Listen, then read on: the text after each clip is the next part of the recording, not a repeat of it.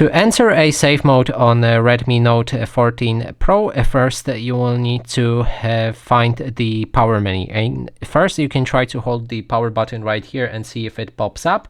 If not, click on the power button and volume up button together just once, and then you should see that power menu. Now we need to scroll down to reboot our device.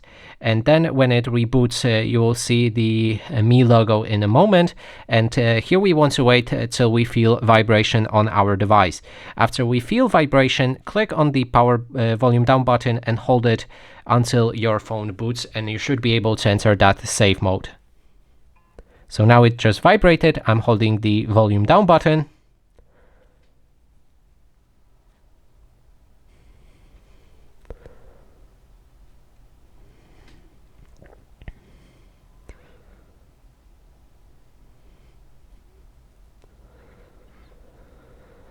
And as you can see, we are in the safe mode, and that is basically everything.